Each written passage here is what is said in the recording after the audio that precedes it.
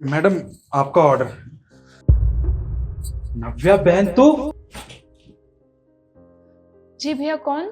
Madam, वो आपने order मंगवाया था ना, तो बस मैं आपका ऑर्डर लेके आया हूँ। जी कहाँ पे है, दीजिए। जी मैडम, बस दे रहा हूँ, आप एक सेकंड रुकिए बस।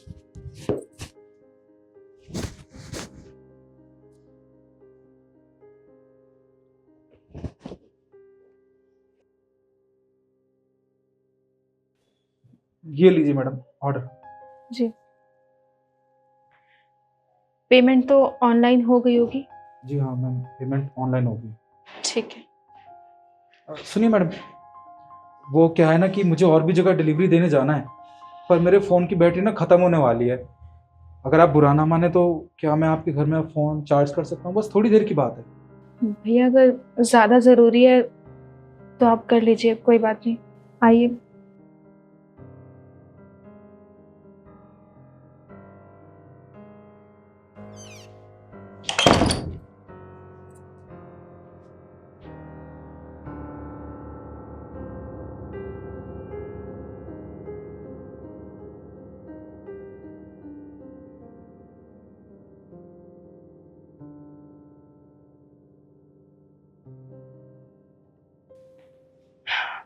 भैया, आपके लिए पानी लेके आऊँ?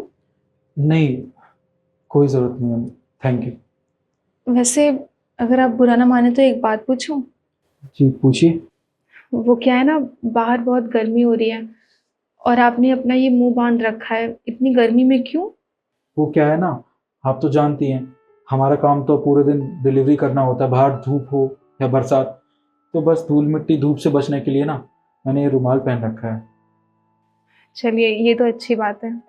जी, पर मैं आपसे एक बात पूछ सकता हूँ? जी पूछिए। देखिए, आपके चेहरे पे चोट के निशान, और अभी मैंने आपका हाथ भी देखा था, उस पर पट्टी बंधी हुई है।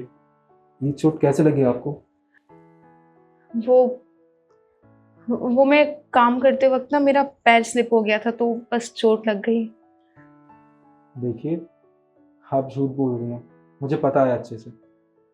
जहाँ तक मैं जानता हूँ ना, ये गिरने के निशान नहीं है, लगता है कि किसी ने आपको पीटा है। आप मुझे बता सकती हैं? देखिए भैया, मैंने आपसे कहा ना कि ऐसा कुछ भी नहीं है, और आप ज़्यादा सोच रहे हैं। मैं बस गिर गई थी, उसी की चोट है और कुछ नहीं है।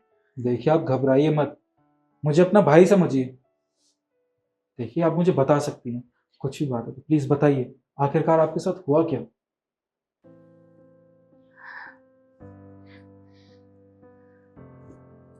भैया, आप जो ये चोट देख रहे हैं, वो मेरी कर्मों की सज़ा है जो मुझे अब मिल रही है। मैं मैं एक लड़के से बहुत प्यार करती थी और हम दोनों शादी भी करना चाहते थे। मैंने उसे अपने पापा से भी मिलवाया, पर पापा ने मना कर दिया। पापा ने कहा कि वो लड़का अच्छा नहीं है, वो मेरी शादी नहीं कराएंगे उससे। और उसके बाद हम दोनों ने डिसाइड किया कि हम यहाँ से भाग जाएंगे और कुछ टाइम बाद वापस आ जाएंगे, फिर सब कुछ ठीक हो जाएगा। मुझे मुझे सबने समझाया, मेरी मम्मी ने, मेरे भाई ने, पापा ने, सबने समझाया कि वो लड़का अच्छा नहीं है मेरे लिए, मैं उसे भूल जाऊं। लेकिन गलती मेरी थी, मैंने उन सबकी बात नहीं सुनी और उसके साथ भाग के यहाँ शहर में आ गई। शुरू शुरू में सब कुछ बहुत अच्छा था, हम अच्छे से यहाँ पे सेटल हो गए और रहने भी लगे। पर कुछ टाइम बाद ये शराब पी के घर आते और मुझ पे हाथ उठाते। तेरी एक बार की समझ में नहीं आती ना बात। मैंने तुझे कितनी बार कहा है, जैसा मैं बोलूंगा इस घर में वैसा ही होगा, समझी? और तुझे पैसे देने पड़ेंगे। मुझे नहीं पता तू कहीं से भी जाके पैसे लेके आ, लेकिन मुझे मेरी चीजों के लिए पैसे चाहिए। अब चाहे किसी के घर में झाड़ू पोछा कर या कहीं भीख मांग, समझी?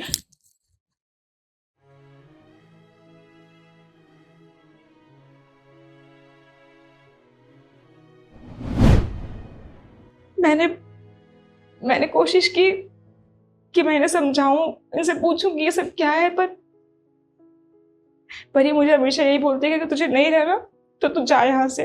पर मैं कहाँ जाती भैया, मैं अपने घर से भाग के आई हूँ, वहां तो वापस जा ही नहीं सकती थी। और मेरे पापा, वो तो मुझसे बहुत नाराज है, वो तो मेरी शक्ल भी नहीं देखना चाहते। इसलिए बस मेरे साथ जो कुछ भी हो रहा है मैं वो बर्दाश्त कर रही हूँ, क्योंकि शायद शायद मेरी किस्मत में यही लिखा है।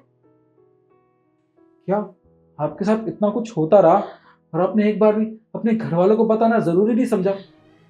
भैया मैं किस मुंह से बताती अपने घर वालों को, क्या बोलती उनसे?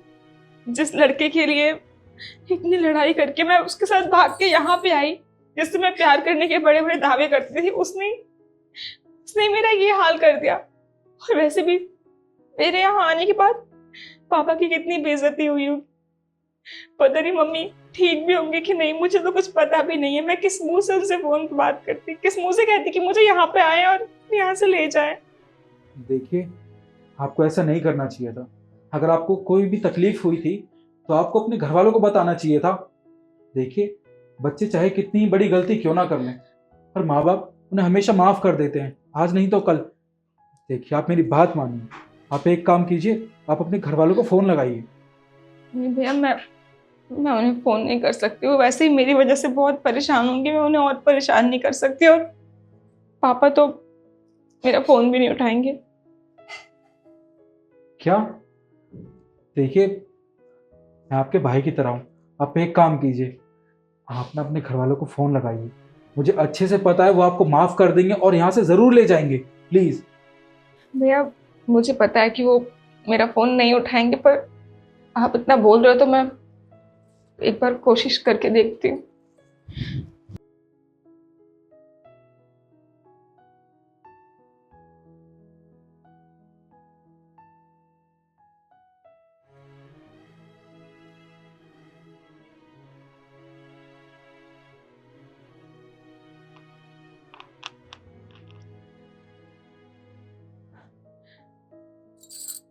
माँ,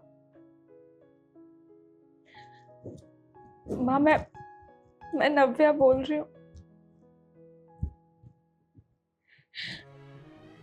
माँ देखिए, मुझे पता है मुझसे मुझसे बहुत बड़ी गलती हो गई है। आप लोगों ने मुझे बहुत समझाया, उसके बाद भी मैं इसके साथ भाग के यहाँ पे आ गई। माँ मुझे माफ कर दीजिए प्लीज। आप पापा से बोलिए ना, वो मुझे यहाँ से ले जाएं। मुझे यहाँ नहीं रहना है।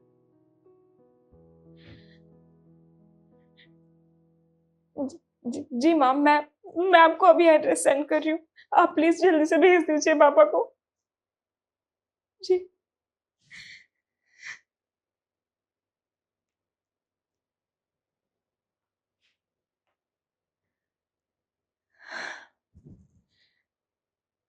थैंक यू सो मच भैया। आज आपकी वजह से मुझे इतनी हिम्मत मिल पाई कि मैंने अपने घर वालों से बात की। और देखिए ना, पापा मुझे लेने आ रहे हैं।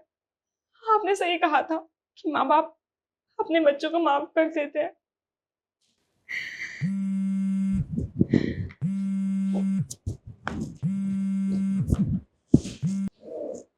हेलो। जी माँ। जी, अब बिल्कुल भी चिंता मत कीजिए।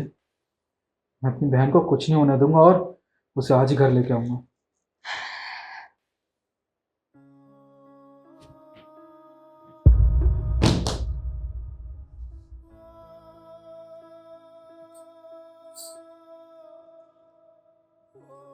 भाई,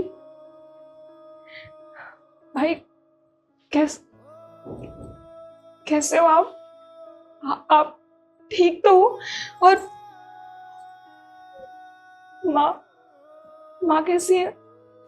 जब एक बहन अपने भाई से दूर हो जाती है और उस बहन को तकलीफ होती है ना, तो एक भाई कैसे खुश रह सकता है? तुझे पता है, जब तू गई थी ना, तेरे जाने के बाद मैं, माँ, बाबूजी, हम कोई सुखी नहीं है। हम हमेशा तुझे याद करते रहते, ये सोचते रहते कहाँ होगी, किस हालत में होगी, क्या कर रही होगी, ठीक होगी भी या नहीं। पर आज आज तू मुझे मिली तो भी इस हालत में। भाई मुझे पता है मुझसे बहुत बड़ी गलती हुई है, मुझे माफ कर दो। पर मुझे यहाँ से ले चलो, मुझे यहाँ नहीं रहना। वो इंसान सच में बहुत बुरा है। आप लोगों ने सही कहा था, मैंने आपकी बात नहीं सुनी। कोई बात नहीं बहन, माना कि तुझसे गलती हुई है, इसका ये मतलब नहीं है कि हमने तुझे पराया कर दिया। तू चिंता मत कर। और जो तेरा पति है ना, उसको तो मैं सबक सिखा के रहूंगा। उसने आखिर मेरी बहन के साथ ये सब किया कैसे। बहन, तू रो मत, कुछ नहीं होगा तुझे। तेरा भाई आ गया ना, हम एक काम करते हैं, हम सबसे पहले पुलिस स्टेशन चलते हैं तेरे पति की कंप्लेंट लिखवाने। चल।